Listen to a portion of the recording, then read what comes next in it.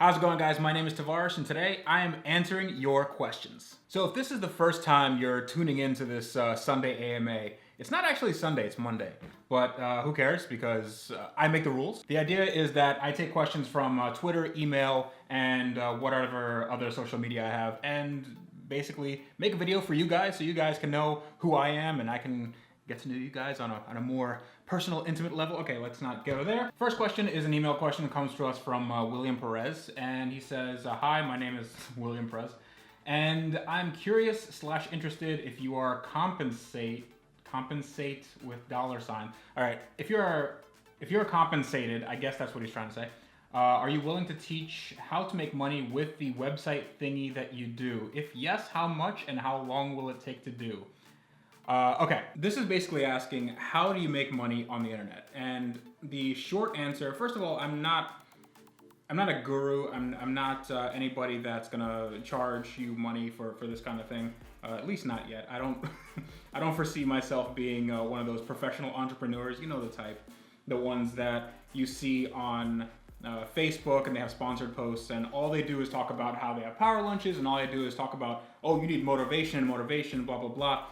Yeah, I'm not one of those people. I'll tell you exactly how this is all done, and it's very, very simple. The way to make money on the internet, if you have a blog, if you have a website, unless you're doing e-commerce, you're gonna be making money off of traffic. So let's say I make an automotive website. Let's say it's, whatever, Jalopnik or Road and Track or whoever. And you bring in a certain amount of traffic via blogs, via videos, however you can get them. That amount of traffic is worth an amount of money to some advertisers. And different you can have advertisers that are like an advertiser network, like Google AdSense. You can have a direct advertiser, like if somebody wants to basically take over the site, they can do that. And based on amount of traffic, they give you something called a CPM, which is a cost per milla, or cost per thousand. AdSense, it's a little bit different. It's known as an RPM, which actually it's not any different. It's the same thing. It's basically revenue per milla, revenue per thousand. Based on that, then you just get paid on the traffic that you bring in. It's very, very simple, but you do have to bring in a lot of traffic to make it actually worthwhile. For a regular website, for a blog, a really good RPM would be between $5 and $10. $5 and $10 meaning every 1,000 people that you bring into your website, you get $5 to $10. So that's like if you see the bigger websites, the really big websites out there, the New York Times, all the Huffington Post, Vox, stuff like that, stuff that has gotten really, really big and has a lot of reach and has plenty of Facebook likes, plenty of Twitter followers, all that stuff. They're making round about there. They might actually be making less, but that's how they make the bulk of their money. So $5 to $10 might not sound like a lot, especially for 1,000 people. But if you do this over millions and millions of people, especially if you have millions of people coming in per day, this is thousands of dollars per day. So that's how you make money on the internet. If you want to know more about this, and this isn't an admission for any sort of a scheme. I don't want your money. But what I can do is what advice I can give you is that you should just go and Google it, because everything that I learned, how to make a website, you can start a WordPress website for free. You can do research on different hosting options. You can look up cloud services. So you have data centers all over the country instead of having one specific server. Just Google it.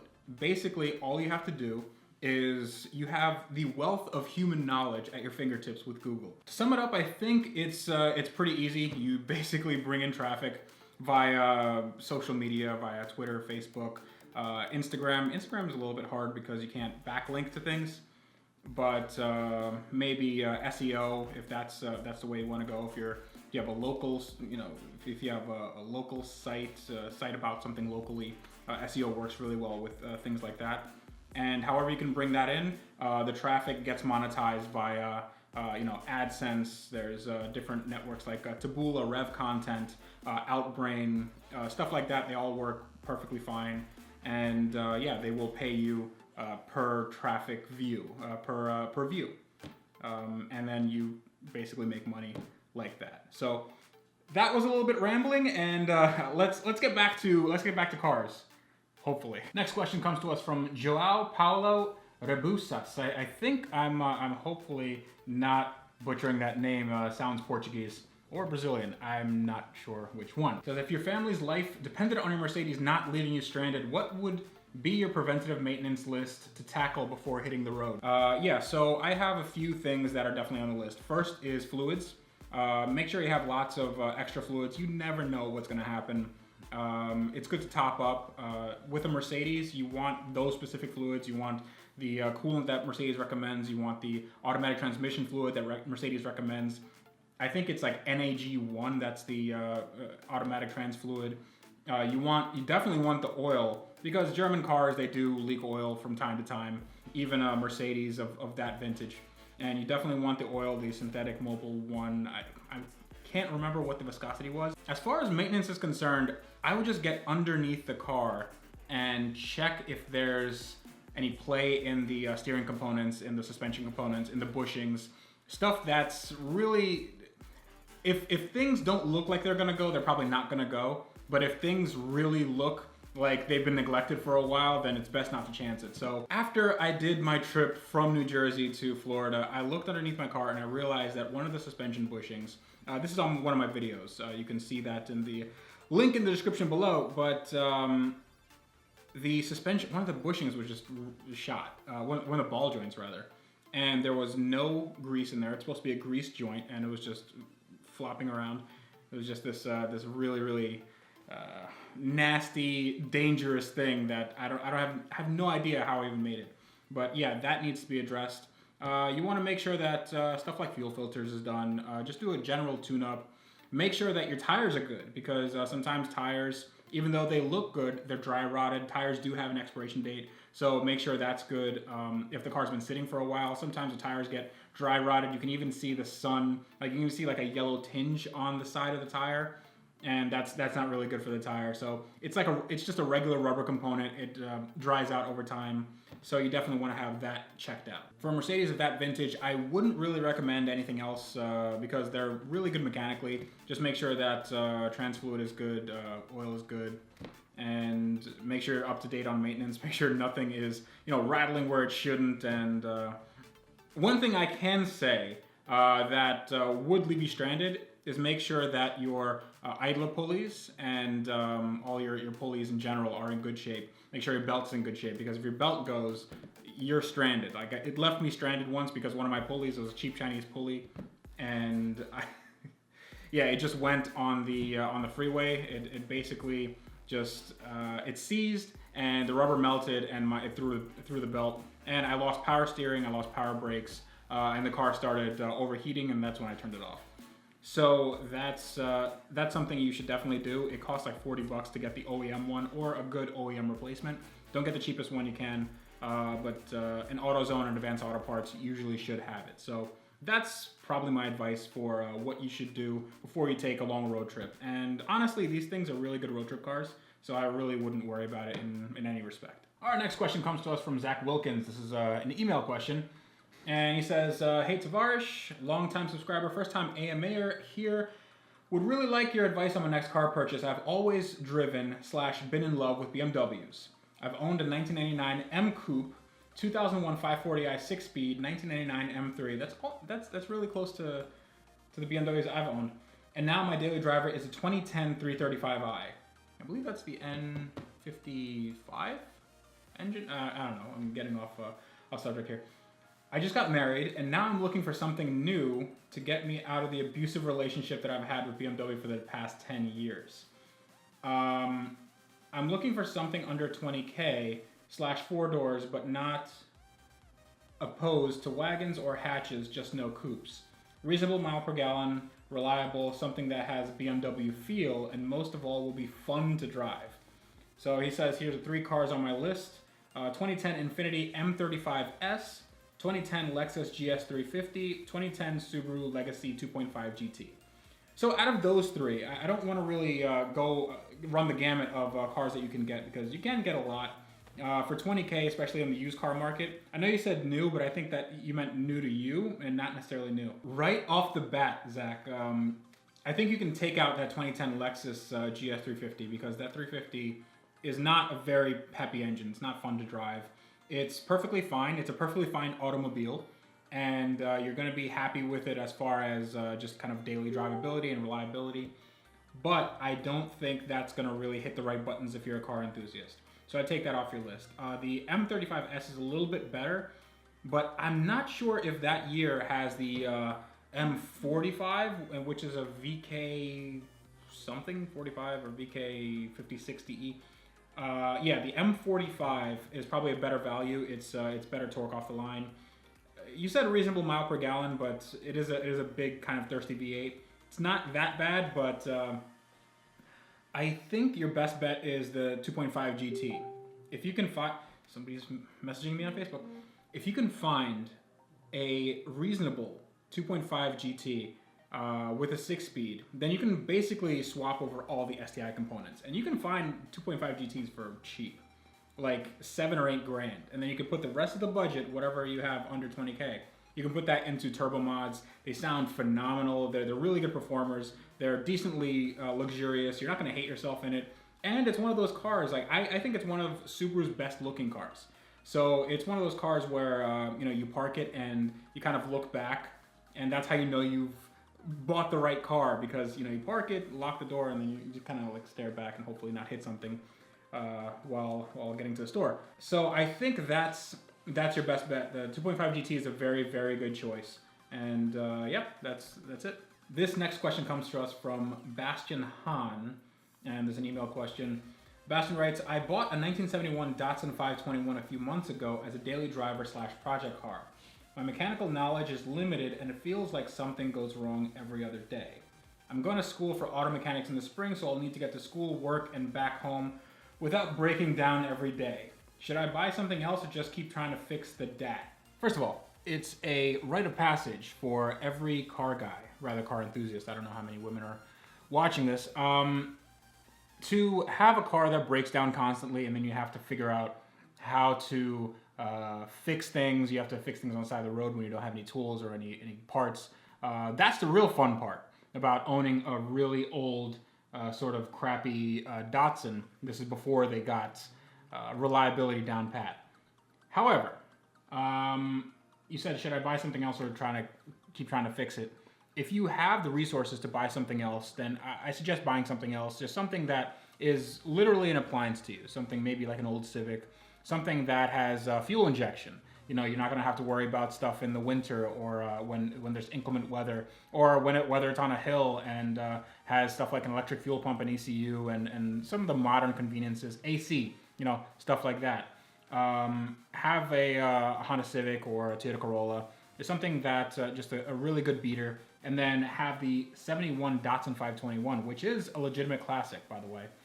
Have that as a project car. Have that as a weekend fun car. I think you're going to have the best of both worlds. If you can't have this, if you don't have the resources or you don't have the space, a lot of people don't have the space. They have, one car garage or something, or they park on the street. Then I suggest that get rid of the 71 Datsun until you have the space where you can accommodate something like that. Or you can, leave it at a friend's house. Kind of use whatever resources you have to keep this sort of putting around until you can get the resources for, or the knowledge, because you said you're going to auto mechanic school. That's going to be a really good resource for you to moving forward in fixing cars. You should probably sell it if you don't have space for another car, but if you can avoid selling it, then I'd keep it as a project and then just buy something cheap, some Civic or whatever. And hopefully that'll be the best of both worlds for you. All right, switching gears to Twitter, we have a question from Horia Hoita. No idea. Why did you give away a fully restored S600 and bought a less powerful and probably with less toys on board S500? It's actually a very good question. So the S600 that I did on Art of the Flip for Jalopnik a few years back, that was a fully loaded car. It was a 2003 or 2004, it was an 03. V12 twin turbo, had 500 horsepower, 600 foot-pounds of torque. and it was fully loaded, like fully loaded. It had a very rare four-seater executive option in the back, and that in itself, when it was brand new, that was like a $7,000 option. So that car was like 140 grand new, maybe 150, and I bought it for $7,000, and it had like 70,000 miles on it. Ran great. It was fast as hell. However, I didn't keep it. I ended up flipping it. I ended up selling it and keeping my S500, which I had already a year. The reason why is because the S600, first of all, I don't need that much power daily driven. I know it's like sacrilege, you know, but the S500 has 300 horsepower, 5-liter V8, perfectly fine. Has like 350 torque or somewhere thereabouts. It's perfectly fine for daily driver duties. The S600 also had the ABC suspension. ABC is the active body control or hydro-pneumatic suspension.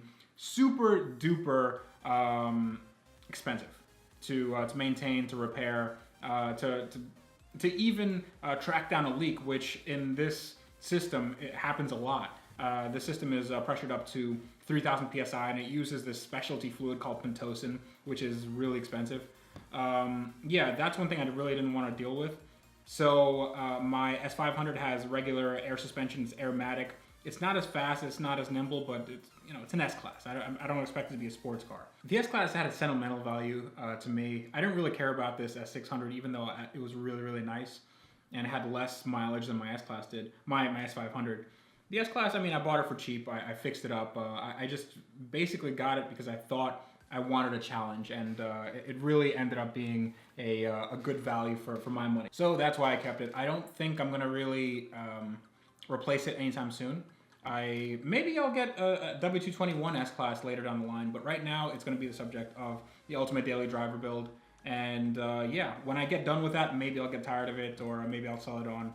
Who knows? Our next question comes to us from Does It Even Matter? It's a good name. He says, why don't you drive the Aston Martin? Is there anything wrong with it? No, there's nothing wrong with it. I drove it a few days ago. It's perfectly fine. Actually, it did not want to start. I took it to get some sushi for my family, and went to go pick up the food, and came back into the car, put the key in, pressed the button, nothing happened. And all the lights were on, and you know, when I pressed the clutch down, the start button's supposed to glow red. It glowed red, pressed the button, nothing happened. And I started freaking out. I was thinking, oh, maybe there's a fuse that's blown. Oh, I'm gonna need a tow or something like that. Oh no, maybe I shouldn't have, you know, poo-pooed the Aston Martin warranty and everything. Well, lo and behold, this car sometimes gets confused when you, like the key fob, the alarm rather, when it's accessed from the key fob, sometimes it gets confused. So it was still in alarm mode. It basically puts a kill switch on the starter button. So what I did was I opened up all the doors, closed them, locked, unlocked, and then basically put the key in and the car started. So there's nothing wrong with the car. Just got confused. I think it happens even to newer Range Rovers, and that's sort of the whole electronic architecture that car has. So I'm not too concerned. It hasn't done it here. It hasn't done it at any other place, so I think it's just a one-time thing. If it does it again, then I'll be sure to write about it. But honestly, it was like, it just kind of scared me for like 5 minutes. But then when I figured out what it was, it really wasn't a big deal. So yeah, it's still running. I will be doing videos about that in the coming weeks. Next question comes to us from Levent. He says, what happens to the SCs? Do you still have them? Yeah, I do still have them, and they are going up for sale. First one is the 1999 SC400. And that one is, I think it has like 160,000 miles. It is a very rare example. And just because it's a one of the later year models, and it has a 5-speed automatic. It has the VVTi 1UZ, which is very good, like 290 horsepower. Sounds great.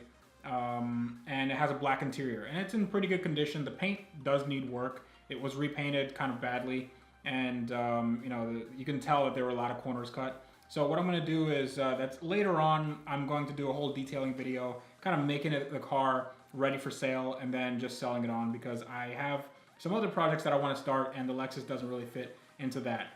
My other Lexus is a 1992 SC300, and that is the graffiti car that you guys have seen, and I'm not sure what I'm going to do with that just yet. I think I might do a drift thing or maybe a time attack car. I'm not quite sure yet. I'm gonna have to wait till my lift gets here. Then I can put it on the lift. I haven't even started it yet. It doesn't start. So when I got it back from the auto shipper, the car just didn't start. So I'm gonna have to get it started, put it on the lift. It definitely needs a new clutch. It needs some interior work. It definitely needs some body work. So that needs a whole bunch of work. Then maybe I'll sell it as a Florida-only race car, because you can definitely get away with selling something like that here. So yeah, that's the story with my SCs. And I think that's going to be it for questions today. I do want to make an announcement for the channel. Now, I know that I haven't been really putting out stuff regularly, but here's what I'm going to hold myself to. I'm going to have 3 videos a week, and maybe 1 on the weekend, maybe like an AMA type thing like this. And they're going to be car related. I'm going to do, the first thing that's on the docket is my Mercedes Ultimate Daily Driver. That's getting done first. Then I'm going to do the Lexus, the 99 SC. Then that's going to be a quick thing that's just going to be maybe fixing a few things, maybe doing some detailing work. But that's getting done. Then I'm going to unveil the 92 Lexus SC. That's going to be the, maybe I'll do a single turbo and like a 6-speed, something cool with that. After that, I'm planning on doing my my Porsche, my 1987 Porsche 944 Turbo. That's going to get a complete restoration. So there's a lot of interesting builds that are going to happen. I think even if I don't do the Porsche right away, I do have another project that I'm sort of keeping on the down low, and I don't really want to let anybody know until I get the car. But and I also have the Aston Martin, which will get a few mods maybe along the way. But the next video might be car related, but I think I have one sort of saved from the holiday season. My wife did get me something really nice for my birthday. My birthday was yesterday, and I'm going to be building that. It is car related. I think you guys will like it. It's just a quick short video, but that's going to be fun. And then after that, it's going to be sort of Monday, Wednesday, or Friday. If I miss a day, then you can expect something on the next day. But I'm going to try to hold to that as best I can, or at least 3 videos a week. So with the schedule, with everything I'm doing, it's going to be a little bit hectic, especially with Jalopnik picking up and me doing more collaborations with YouTubers. And a few of you have asked to do stuff with Obsessed Garage and Adam LZ. That would be great. I have reached out to them, so stay tuned, maybe. Not quite sure if that's going to happen, but I'm excited for that. I'm excited to see what 2017 has in store for me. And yeah, it's going to be a very, very interesting year. If you want to contact me for any reason, you can go on my Twitter. It's @APiDA online. You can email me at asktavarish@gmail.com. That's going to be in the link in the description. Everything's there, all my social stuff. Like, comment, subscribe. As always, I ask you to do this, and you guys are really good about it. There's almost 26,000, or might be 26,000 at the time of this recording, and that's a lot of people. Thumbs up if you liked the video, thumbs down if you didn't, but stay tuned, because next time, that's when